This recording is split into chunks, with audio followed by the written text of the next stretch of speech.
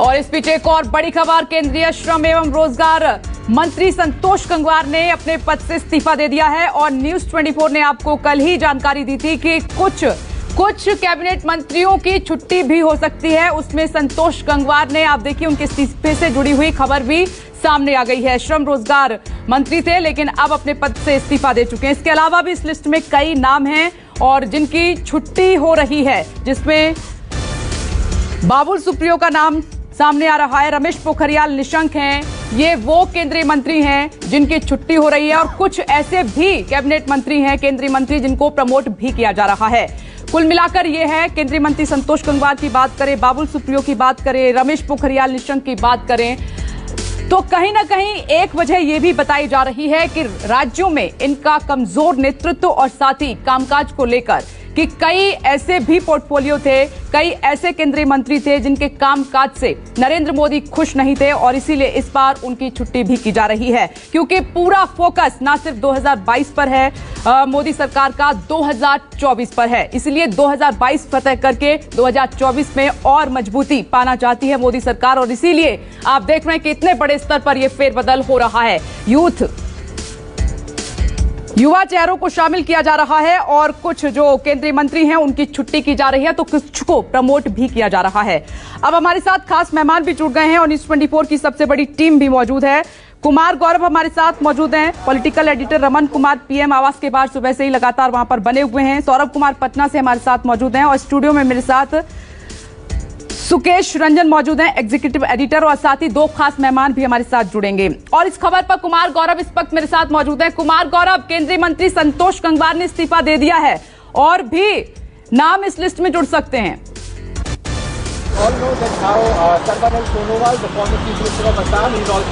देखिए, बिल्कुल पहले से ही ये इंडिकेशन था कि बहुत सारे नेताओं का बोझ हल्का होगा और कुछ का बोझ बिल्कुल ही हल्का कर दिया जाएगा। तो संतोष गंगवार उसमें से एक है। देवश्री चौधरी, जो दो कंफर्म नाम अभी है, इन लोगों ने अपना इस्तीफा दे दिया है। तो देवश्री चौधरी एमओएस थी, उन्होंने अपना इस्तीफा दे दिया है, पश्चिम बंगाल से आती है। उसके बाद संतोष गंगवार जो उत्तर प्रदेश से आते हैं, उन्होंने अपना इस्तीफा दे दिया है।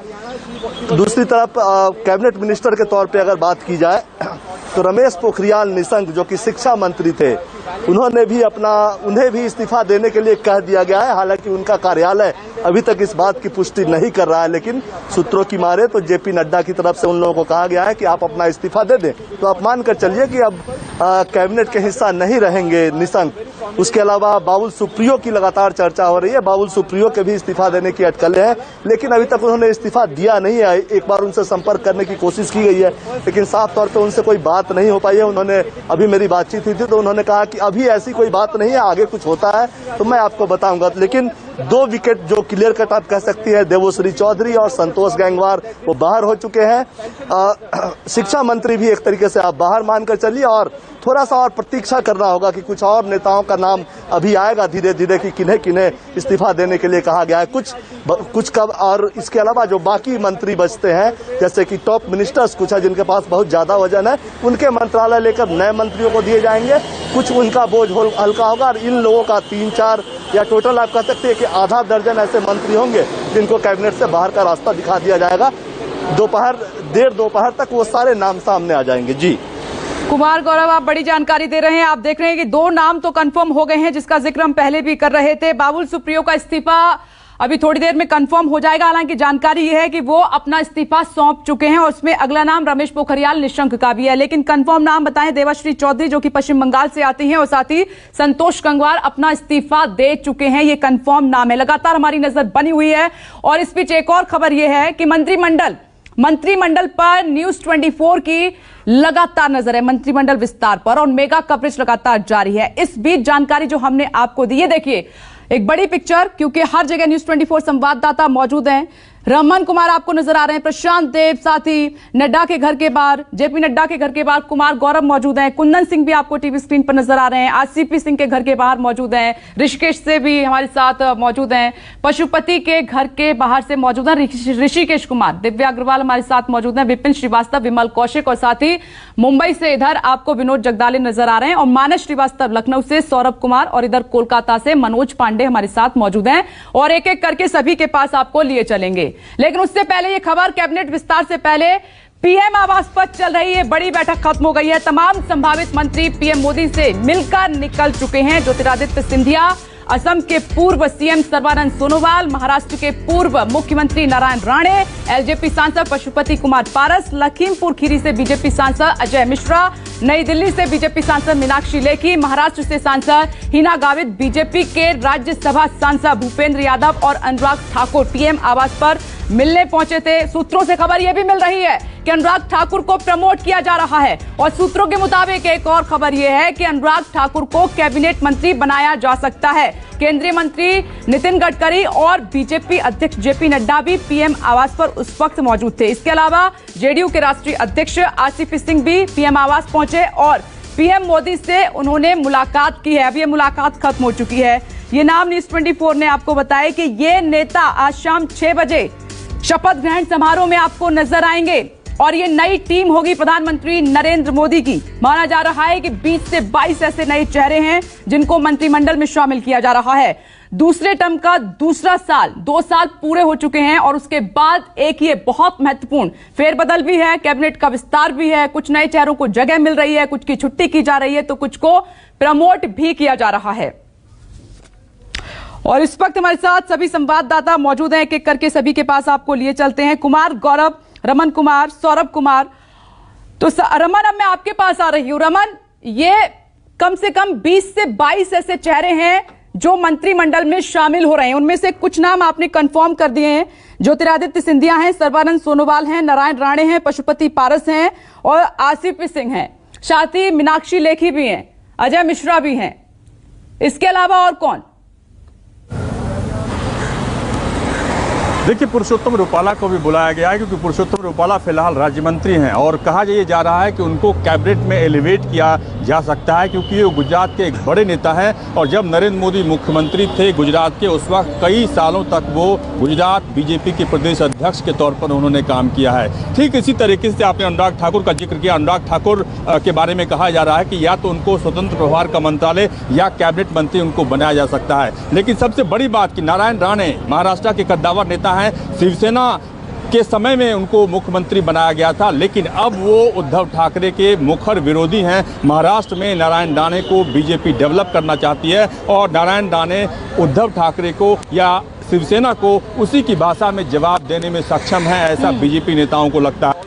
लगातार आप देख सकती हैं कि नज़ारा तमाम बड़े नेता, चाहे गृह मंत्री अमित शाह हों, वो अभी निकल चुके हैं, जेपी नड्डा हैं वो निकल चुके हैं, राजनाथ सिंह निकल चुके हैं, नितिन गडकरी निकल चुके हैं, ज्योतिरादित्य सिंधिया निकल चुके हैं। लेकिन जैसा कि मैंने आपको बताया था कि सबको निर्देश दिया गया है, खासतौर पर जो मंत्री बनने वाले हैं, कि वो मीडिया से बात ना करें, शपथ ग्रहण से पहले मीडिया से बात ना करें। जहाँ तक आपने जिक्र किया कि संतोष गंगवार ने इस्तीफा दे दिया, लेकिन संतोष गंगवार ने अगर इस्तीफा दिया तो अजय मिश्रा को यहाँ पर बुलाया गया है उत्तर प्रदेश के कोटे से, यानी कि जातीय समीकरण को भी ध्यान में रखा जा रहा है। और खास तौर पर जो 5 राज्यों के विधानसभा चुनाव हैं, उन राज्यों के नेताओं को प्रमोट किया जा रहा है, उनको जातिगत समीकरण के हिसाब से फिट किया जा रहा है और इसीलिए हिमाचल प्रदेश को देखते हुए अनुराग सिंह ठाकुर को एलिवेट किया जा रहा है राज्य मंत्री के पद से, या तो उनको स्वतंत्र प्रभार या कैबिनेट मंत्री बनाया जाएगा। ठीक उसी तरीके से अलग अलग इलाकों, चाहे उत्तराखंड में अगर बात करें, रमेश पोखरियाल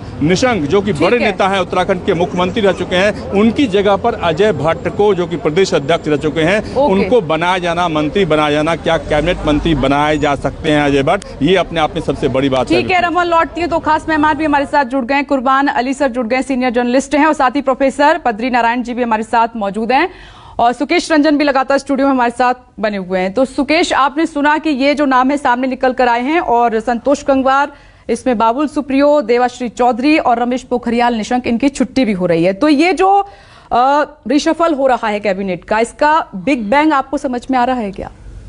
देखिए, एक सेंट्रल थीम होता है किसी भी एक्सपेंशन का और मोदी की एक्सपेंशन का तो होता ही है। जितने नाम आपने बताए ये इस्तीफा दे चुके हैं और ये छोटे नाम हैं जो आपको अभी सुनाई दे रहे हैं। मेरी जानकारी में कुछ बड़े चेहरे उनको कहा गया है इस्तीफा देने के लिए, क्योंकि उनको संगठन में उनका इस्तेमाल किया जाएगा। उनका नाम लेना अभी ठीक नहीं है क्योंकि औपचारिक तौर पे पुष्टि नहीं है, लेकिन मेरी जो जानकारी है कुछ बड़े नाम भी हो सकते हैं, कुछ बड़े मंत्री हो सकते हैं जो इस्तीफा देकर संगठन में जाएंगे। जो नया ब्लड इन्फ्यूज किया जा रहा है वो अपेक्षाकृत यंग है।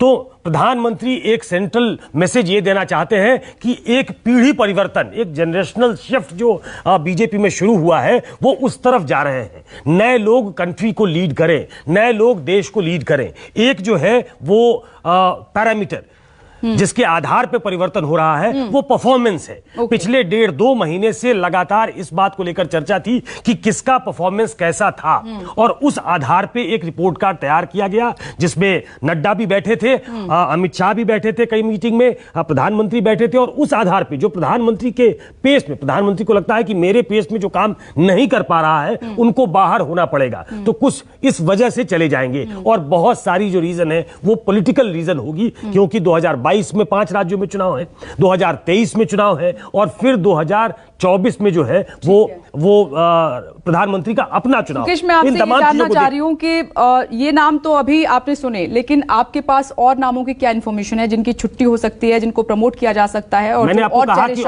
औपचारिक तौर पे वो नाम अभी घोषित नहीं हुआ है, वो लेना ठीक नहीं होगा, लेकिन कुछ बड़े नाम ऐसे हैं। आपने जो नाम बताए वो बहुत पहले से हम टीवी स्क्रीन पे चला रहे हैं कि देवश्री चौधरी को कह दिया गया है बंगाल से, बाबुल सुप्रियो को कह दिया गया है, इनका इस्तीफा हो चुका है, इनको कह दिया गया है। बहुत सारे लोग मेल से इस्तीफा भेज रहे हैं, इसलिए औपचारिक पुष्टि में थोड़ा समय लग रहा है। निशंक को कह दिया गया है, संतोष गंगवार ने इस्तीफा दे दिया है। तो ऐसे बहुत सारे लोग हैं जो आपको, कैबिनेट मिनिस्टर इसमें सिर्फ निशंक है, लेकिन मैं कैबिनेट मिनिस्टर्स की बात कर रहा हूं कि कुछ कैबिनेट मिनिस्टर्स जो अप्रत्याशित लग सकते हैं लोगों को नाम, वो भी इसमें शामिल होंगे। जो मेरी जानकारी है कि प्रधानमंत्री कुछ अपने बड़े कैबिनेट के मंत्रियों को ड्रॉप करेंगे। उनकी वजह होगी जो बताया जाएगा कि उनको संगठन में लेना है, उनसे संगठन में काम लेना जरूरी है। संगठन के कुछ लोग जैसे भूपेंद्र यादव महामंत्री हैं, वो अब सरकार में जा रहे हैं, तो कुछ लोग जो सरकार में हैं वो संगठन में आएंगे। एक बड़ा नाम अश्विनी वैष्णव का है, पिछले कुछ दिनों में वो प्रधानमंत्री वाजपेयी के साथ थे, आईएएस अफसर हैं, ब्यूरोक्रेट हैं, पिछले कुछ दिनों से बीजेपी दफ्तर में ही बैठते हैं। वो बीजेडी से संबंध उनका ऐसा है कि बीजेडी ने बीजेपी के उम्मीदवार का समर्थन किया था राज्यसभा में। तो वैसे भी कुछ चेहरे लिए गए हैं जिनको प्रधानमंत्री समझते हैं कि इनसे डिलीवरी सिस्टम मजबूत होगा। तो प्रधानमंत्री ने कुछ चीजों को ध्यान में रखा है। पहला एडमिनिस्ट्रेटिव रीजिक है ये, दूसरा ये पॉलिटिकल रीजिक भी है, और कौन डिलीवरी सिस्टम को मजबूत कर सकता है। प्रधानमंत्री को लगता है कि वो डिलीवरी सिस्टम मजबूत किया जाना जरूरी है अगर 2022, 2023 और 2024 में एक बड़े नाम का जिक्र हो रहा है यूपी से, मैं वो आपसे पूछने वाली हूं, क्योंकि कह रहे हैं वो छिपा हुआ नाम है, एकदम से सरप्राइज ये नाम मिलेगा, और उत्तर प्रदेश में ये बड़ा चेहरा भी माना जा रहा है। मैं लौट रही हूं आपके पास। और कुर्बान अली साहब, सर कैसे देख रहे हैं ये जो मंत्रिमंडल का विस्तार होने जा रहा है? बहुत कुछ इसमें बड़ा है, बहुत कुछ नया है, और बहुत बड़ा फेरबदल भी हो रहा है। फेरबदल तो कितना बड़ा है मैं नहीं जानता, लेकिन हाँ, पिछले 7 वर्षों में नरेंद्र मोदी सरकार के किसी मंत्रिमंडल विस्तार या फेरबदल को जितना प्रचारित किया जा रहा है और जितना बढ़ा चढ़ा करके बताया जा रहा है, मैं उसके मायने समझ नहीं पा रहा हूँ। क्योंकि एक बात तो ये निकल करके आ रही है कि साथ सोशल इंजीनियरिंग हो रही है, जातिगत समीकरणों का बहुत ख्याल रखा जा रहा है, खास करके दलित और पिछड़े वर्गों को प्राथमिकता दी जा रही है। और दूसरी चीज जो समझ में आ रही है वो ये कि आने वाले विधानसभा चुनाव, खास करके उत्तर प्रदेश और उत्तराखंड के चुनाव बहुत अहम है भारतीय जनता पार्टी के लिए, दोनों जगह उसकी सत्ता है, उसको देख करके किया जा रहा है। लेकिन एक तीसरा कारण भी मुझे लगता है कि कोविड को लेकर के जो सरकार की नाकामयाबी रही है उससे भी ध्यान हटाने के लिए ये एक्सरसाइज है। क्योंकि पिछले 2-3 दिन से जिस तरह से गवर्नर्स का अपॉइंटमेंट हुआ, मंत्रिमंडल में कौन आएगा कौन नहीं आएगा, आज शाम इसका पटाक्षेप हो जाएगा, लेकिन अभी ये चर्चा चलेगी और ये भी सवाल किया जाएगा कि सरकार की भूमिका क्या रही और क्या स्वास्थ्य मंत्री को बदला जाएगा या उसकी जिम्मेदारी प्रधानमंत्री लेंगे, ये भी शायद इससे साफ होगा। तो अभी तो जो ये लगता है कि जो बीजेपी की सोशल इंजीनियरिंग है वही इसके पीछे दिखाई देती है कि किस तरह से सभी वर्गों को समाहित करके उनके वोट हासिल किए जाएं। जी बिल्कुल सर, आप सही कह रहे हैं कि जिस तरीके से पूरी जानकारी सामने निकल कर आई, आपकी बात भी ठीक है। और लेकिन इस बीच एक बड़ी खबर है कि आज शाम 43 मंत्री ले सकते हैं शपथ। सूत्रों के हवाले से एक और बड़ी खबर मिल रही है। पहले 20 से 22 नामों का जिक्र हो रहा था, लेकिन अब जो जानकारी मिल रही है कि 43 मंत्री शपथ ले सकते हैं। सूत्रों के हवाले से ये बड़ी खबर है, अभी संख्या डबल से ज्यादा हो गई है। शाम 6 बजे मोदी मंत्रिमंडल का विस्तार, पहले 20 से 22 नामों का जिक्र और अब 43 मंत्री शपथ ले सकते हैं। एक के बाद एक बड़ी खबर लगातार न्यूज़ 24 आपको जानकारी दे रहा है कि कुछ ऐसे पुराने मंत्री हैं जिनकी छुट्टी भी लगातार साथ में हो रही है। तो दूसरी तरफ पीएम आवास पर जो बैठक चल रही थी वो खत्म हो गई है। जो मंत्री शपथ लेंगे उनके नाम भी सामने आ गए हैं। और यहाँ पर स्टूडियो में इस वक्त एग्जीक्यूटिव एडिटर सुकेश रंजन मौजूद हैं। सुकेश, आपके सवाल, जितने भी रिपोर्टर्स इस वक्त हमारे साथ मौजूद हैं, गेस्ट भी। 43 मंत्रियों का शपथ लेना ये बताता है कि बहुत बड़े स्तर पे छुट्टी होने वाली है। अभी 52 मंत्री हैं, 81 हो सकते हैं, मतलब बहुत बड़े लेवल पे गाज गिरेगी, जिसकी तरफ मैं इशारा कर रहा था। तो ये गाज किस पे गिर सकती है और क्या ये बिल्कुल नया शेप लेगा एक मंत्रिमंडल, ये पूछना जरूरी है। गौरव हमारे साथ है, कुंदन हमारे साथ है, इस बात का जवाब दीजिए। कुंदन, कौन कौन ऐसे नए लोग हैं आपको लगता है कि वो रिप्लेस करने वाले हैं पुराने लोगों को? अभी सुकेश, कुंदन हमारे साथ मौजूद नहीं है। कुमार गौरव है, रमन कुमार और सौरभ कुमार पटना से। रमन सर इस वक्त हमारे साथ मौजूद है। रमन, क्या लगता है आपको, ये 43 मंत्री अगर शपथ ले रहे हैं तो बहुत बड़े स्तर पे छुट्टी भी होगी, जिसमें कुछ बड़े नाम भी बताए जा रहे हैं। आपको है जानकारी इस बात की कि बड़े लेवल पे मंत्रियों की छुट्टी हो रही है? सही कह रहे हैं कि 43 नामों की सूची अगर राष्ट्रपति भवन में, क्योंकि जो हमें जानकारी मिली थी कि 50 कुर्सी का अरेंजमेंट किया गया है राष्ट्रपति भवन में, और 43 नए मंत्रियों का शपथ लेना अपने आप में कह सकते हैं कि नरेंद्र मोदी सरकार की पूरी शक्लो सूरत बदलने के मूड में है नरेंद्र मोदी। लेकिन ये बहुत बड़ी बात है कि जो नए चेहरे को शामिल करने की कोशिश हो रही है और साथ साथ जो नॉन परफॉर्मिंग मिनिस्टर्स हैं उनको हटाकर जिनके ऊपर भरोसा जताया जा रहा है, प्रधानमंत्री या जेपी नड्डा, अमित शाह की तरफ से जो भरोसा जताया जा रहा है, वो अपने आप में सबसे महत्वपूर्ण है।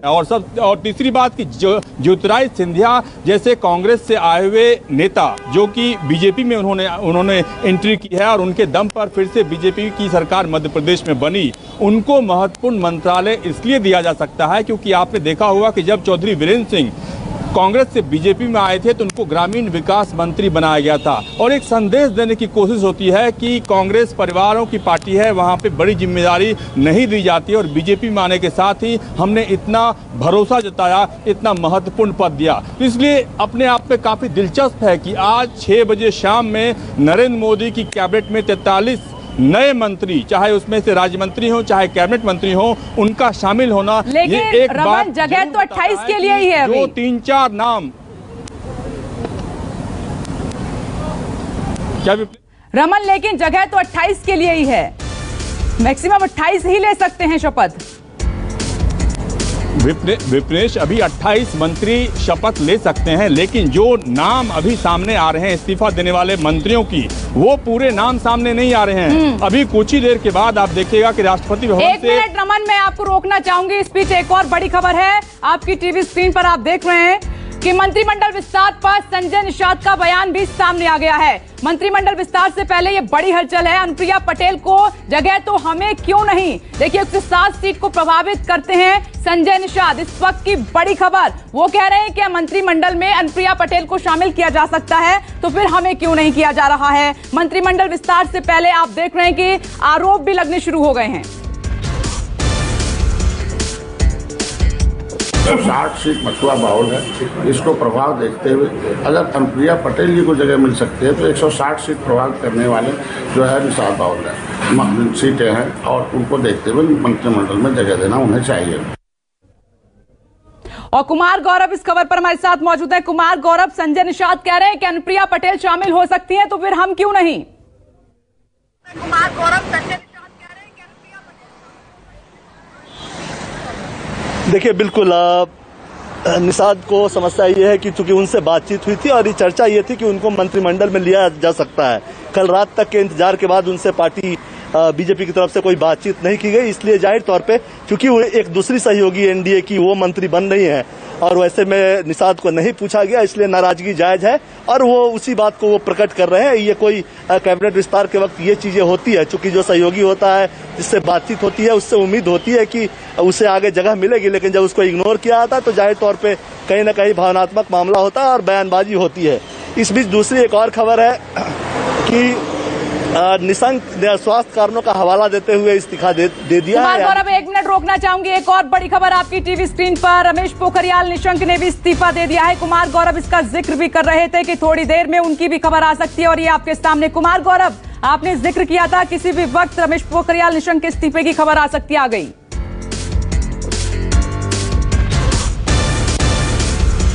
कुमार गौरव, देखिए बिल्कुल हालांकि उन्होंने पिछले कुछ दिनों से वो एम्स में थे स्वास्थ्य कारणों की वजह से।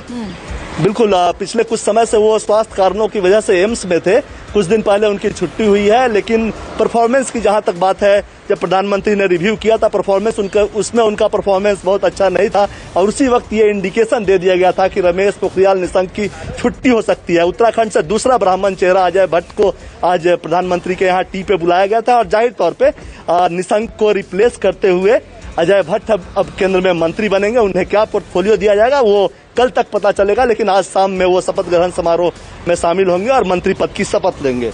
देखिए कुमार गौरव बड़ी जानकारी दे रहे हैं कि अजय भट्ट भी मीटिंग में पहुंचे थे। उत्तराखंड से एक और ब्राह्मण चेहरा जो रिप्लेस करेगा रमेश पोखरियाल निशंक को, शिक्षा मंत्री थे लेकिन इस्तीफा दे दिया है। ये बड़ा फेरबदल हो रहा है। मोदी के नए मंत्री ज्योतिरादित्य सिंधिया जो कि शपथ लेने जा रहे हैं, मुलाकात फाइनल हो चुकी है। और दूसरा नाम असम के पूर्व मुख्यमंत्री हैं सर्बानंद सोनोवाल, ये आपकी टीवी स्क्रीन पर नारायण राणे। अगला नाम इसी लिस्ट में जो महाराष्ट्र के पूर्व मुख्यमंत्री भी रह चुके हैं, जेडीयू के राष्ट्रीय अध्यक्ष आरसीपी सिंह भी नए मंत्री होंगे। और ये नई टीम है मोदी की। बीजेपी से राज्यसभा सांसद हैं विनय, जो कि वो भी शामिल होने जा रहे हैं। साथ ही बीजेपी से राज्यसभा सांसद भूपेंद्र यादव को भी जगह मिलेगी। ये कंफर्म नेम है जो न्यूज 24 आपको दिखा रहा है। उत्तराखंड के पूर्व मुख्यमंत्री तीरथ सिंह रावत का भी नाम इस लिस्ट में आगे चल रहा है। बिहार के बीजेपी के अध्यक्ष हैं संजय जायसवाल, ये वो नाम जो तकरीबन कंफर्म हो चुके हैं। एलजेपी से सांसद हैं पशुपति पारस।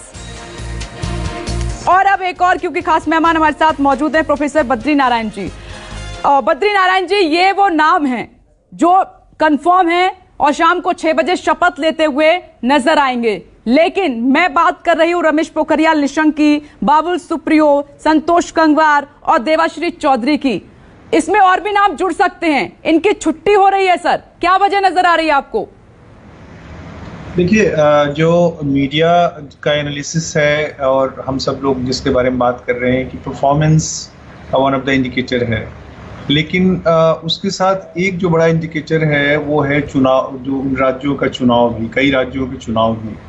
और उन चुनावों के आधार पे जो ज़्यादा जो वैसे नए चेहरों को कल्टीवेट करना, जो वहाँ पर उनके ग्रास रूट इन्फ्लुएंस को बढ़ा सके बीजेपी के, तो ये भी है। एक्चुअली ये जो पूरा विस्तार है, ये 3 बातों को की तरफ इशारा करता है। एक तो मैसेज, इससे एक मैसेज देने की कोशिश की जा रही है बहुत सारे कम्युनिटीज़ को, बहुत सारे सोशल जोन्स को, कि आप यहाँ पर हैं, you are running the government. दूसरा जो हो रहा है वो हो रहा है कि रिप्रेजेंटेशन देने की कोशिश हो रही है। और तीसरा है कि परफॉर्मेंस और उसमें एडमिनिस्ट्रेटिव जो स्किल्स के लोग हैं, जिनका यानी 2 in 1, जिनका एडमिनिस्ट्रेटिव स्किल्स है और जो मास लीडर भी हैं, उनको लाने की कोशिश हो रही है इसमें। मेरा तो यही मानना है जी। सर लौट रही हूँ, पॉलिटिकल एडिटर रमन कुमार भी लगातार हमारे साथ बने हुए। रमन, मैं और भी नाम आपसे जानना चाहती हूँ, किस किस की छुट्टी अब तक हो चुकी है? बिल्कुल, जो नाम एक एक करके सामने आ रहे हैं वो अपने आप पे चौंकाने वाले हैं, क्योंकि संतोष गंगवार इससे पहले भी कई प्रधानमंत्री के साथ कैबिनेट में रह चुके हैं। लेकिन उनकी एक चिट्ठी लीक हुई थी योगी आदित्यनाथ के बारे में, जो उन्होंने कहा था कि कोई भी अधिकारी उनकी बात नहीं सुनता है।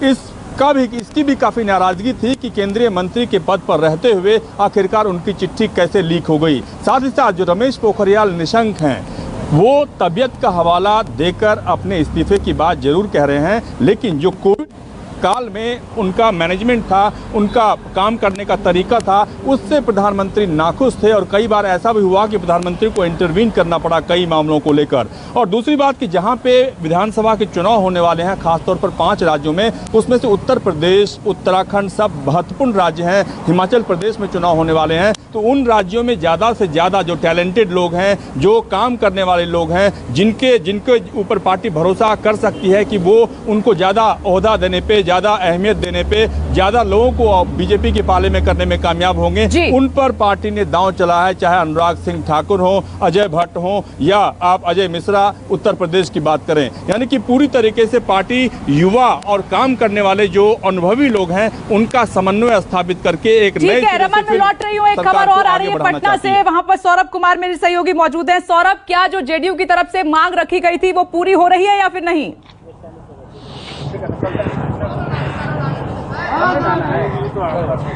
जी बिल्कुल नहीं। अब से कुछ ही देर पहले यहाँ पर मुख्यमंत्री नीतीश कुमार पहुंचे थे, हवाई सर्वेक्षण कर और वो बिना मीडिया से बात किए वो निकल गए। मैं आपको बताना चाहूंगा कि 2019 में जगह यही था और यहीं पर नीतीश कुमार ने कहा था कि जदयू केंद्रीय मंत्रिमंडल में शामिल नहीं होगा, और मंत्रिमंडल विस्तार से 1 घंटा पहले पटना एयरपोर्ट पे ही नीतीश कुमार ने बयान दिया था कि जदयू केंद्रीय मंत्रिमंडल में शामिल नहीं होगा, क्योंकि उस वक्त यानी 2019 में एक पद जदयू को दिया जा रहा था जो जदयू को किसी भी कीमत पर एक्सेप्ट नहीं था। लेकिन आज एक पद दिया जा रहा है और जदयू एक्सेप्ट कर रहा है। इसका मतलब यह है कि परिस्थितियां बदल गई है।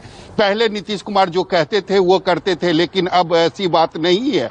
अब पार्टी में 2 धुर बन चुका है, एक आरसीपी सिंह का और एक नीतीश कुमार का। कल जिस तरीके से नीतीश कुमार ने कहा था कि देखिए 2019 में हम राष्ट्रीय अध्यक्ष थे, यानी हमने फैसला लिया था कि जदयू केंद्रीय मंत्रिमंडल में शामिल नहीं होगी, लेकिन अब राष्ट्रीय अध्यक्ष आरसीपी सिंह हैं, वह लगातार बीजेपी से बात कर रहे हैं, तो वो जाने कि कैसे वो फैसला करते हैं और किन किन मुद्दों पर पार्टी उसके साथ एग्री होती है। लेकिन अब परिस्थितियां बदल गई है और आरसीपी जिस तरीके से पीएम और एक और बड़ी खबर, सदानंद गौड़ा, संजय धोत्रे का इस्तीफा हो गया है। हमने कहा था कि ये लिस्ट लंबी होगी इस्तीफे की। राव साहब दानवे पाटिल का भी इस्तीफा हो गया है। सूत्रों के हवाले से ये बड़ी खबर आपकी टीवी स्क्रीन पर, सदानंद गौड़ा, संजय धोत्रे का इस्तीफा, और इससे पहले आपने देखा संतोष गंगवार ने भी इस्तीफा दे दिया। बाबुल सुप्रियो की खबर किसी भी वक्त आ सकती है। रमेश पोखरियाल निशंक साथ ही देवाश्री चौधरी, इनके इस्तीफे अब तक हो चुके हैं। मात्र ये इतने ही नाम नहीं है, इस लिस्ट में और भी नाम है, क्योंकि ये माना जा रहा है कि 43 ऐसे सांसद हैं जो शपथ ले सकते हैं। अब क्योंकि इतनी बड़ी संख्या में शपथ होगी तो बड़ी संख्या में इस्तीफे भी होंगे। एक एक करके सभी नाम सामने आ रहे हैं और कुमार गौरव हमारे साथ बने हुए हैं। कुमार गौरव, इस लिस्ट में और भी नाम, राव साहब दानवे पाटिल का भी इस्तीफा हो गया है।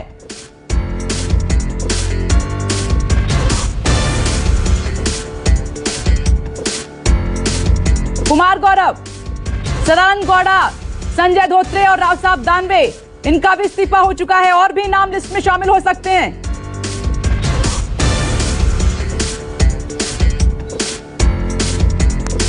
चलिए, कुमार गौरव तक हमारी आवाज नहीं पहुंच पा रही है, लेकिन अगर आप मुझे सुन रहे हैं रमन, ये लिस्ट लंबी हो सकती है, क्योंकि 43 मंत्रियों को शपथ लेनी है तो इस्तीफे भी बड़ी संख्या में होंगे। बिल्कुल विपनेश, जो जिन नामों का जिक्र आपने किया वो महाराष्ट्र से आते हैं और राज्य मंत्री हैं नरेंद्र मोदी सरकार में। इसीलिए अभी चूंकि महाराष्ट्र में विधानसभा का चुनाव भी नहीं है, लोकसभा चुनाव भी नहीं है, ऐसे में जब चुनाव नहीं है तो पार्टी ने फैसला किया कि नारायण राणे जैसे बड़े कद के नेता को मंत्रिमंडल में जगह दी जाए, उनको कैबिनेट मिनिस्टर बनाया जाए, ताकि उनका पर्पस सॉल्व हो। वो एक संदेश दे सकें कि जो नारायण राणे का जो इलाका है, जिस इलाके में दबदबा है और उनकी आवाज़ शिवसेना के खिलाफ होती है, उद्धव ठाकरे के खिलाफ होती है, जो कि पार्टी को ऐसा लगता है कि अभी के समय में नारायण राणे जैसा वोकल आदमी जिसको अगर हम कैबिनेट मंत्री बना दें, वो पुरजोर तरीके से बीजेपी की अगुवाई करेगा और शिवसेना के खिलाफ लड़ाई लड़ेगा। जहां तक कई नामों का जो जिक्र आपने किया, राव साहब दानवे पाटिल पहले प्रदेश अध्यक्ष थे, इससे पहले भी मंत्री रह चुके हैं, लेकिन हमेशा राज्य मंत्री का पद ही उनको मिला। इसीलिए पार्टी ने फैसला किया है कि महाराष्ट्र में इन लोगों को जो राज्य मंत्री के पद पर थे, इनको ड्रॉप करके उनसे बड़ा नाम, बड़ा चेहरा नारायण राणे को जगह दी जाए। लेकिन अभी कुछ ही समय के बाद और भी कई बड़े नाम आ सकते हैं। इस्तीफे की कितनी बड़ी लिस्ट आपके पास इस वक्त?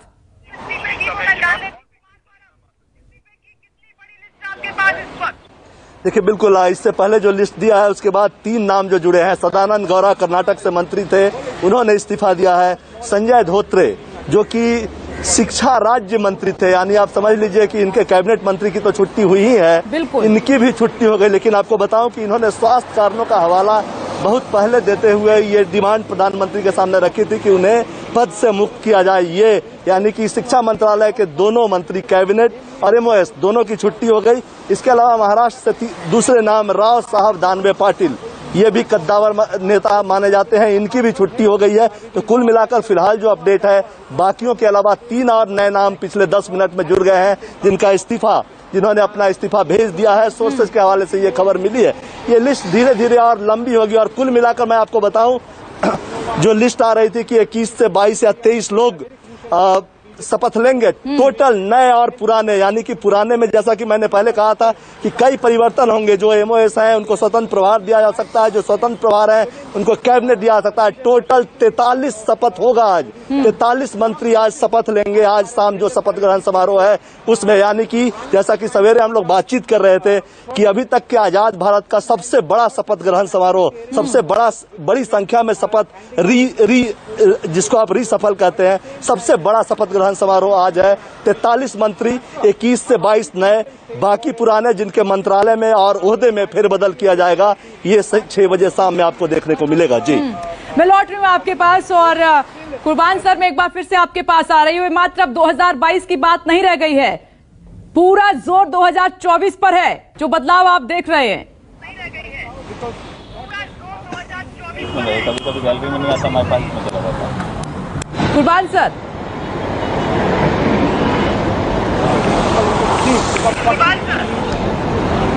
कुर्बान सर तक मेरी आवाज नहीं पहुंच रही है, लेकिन बद्री नारायण सर, अगर आप सुन रहे हैं तो इसका जवाब दीजिए। मात्र 2022 की बात नहीं है, समीकरण 2024 के लिए भी सेट किए जा रहे हैं।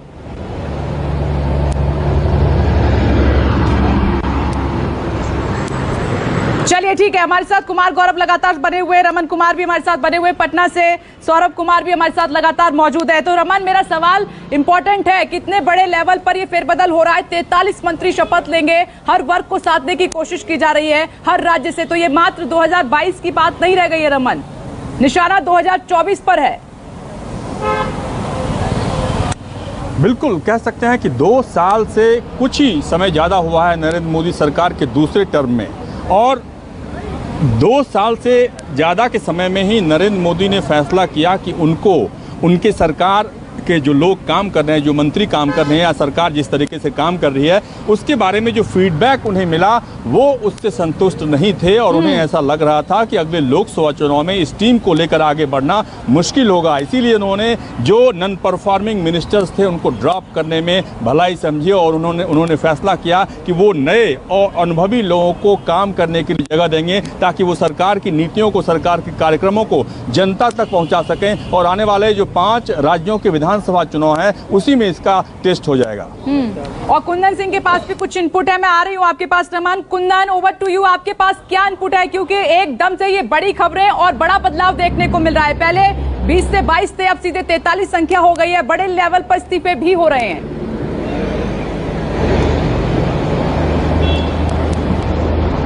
बिल्कुल इस्तीफे हो रहे हैं, क्योंकि नया नाम जो इस्तीफे में आया है, केंद्रीय जो लेबर मंत्री थे संतोष गंगवार, वो भी इस्तीफा दे चुके हैं। बंगाल के कोटा से देवश्री रॉय चौधरी आती थी, वो भी इस्तीफा दे चुकी हैं।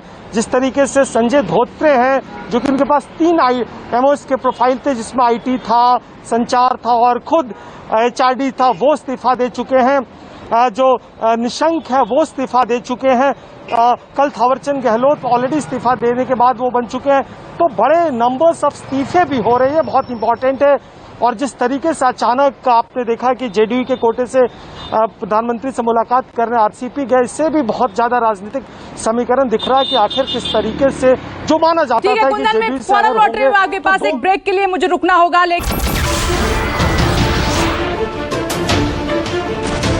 नमस्कार, मैं हूं मानक गुप्ता। अगर आपको हमारा ये वीडियो पसंद आया हो तो इसे लाइक और शेयर जरूर करें, और हां, हमें सब्सक्राइब और फॉलो करना ना भूलें, ताकि आप देश और दुनिया की कोई खबर मिस ना करें।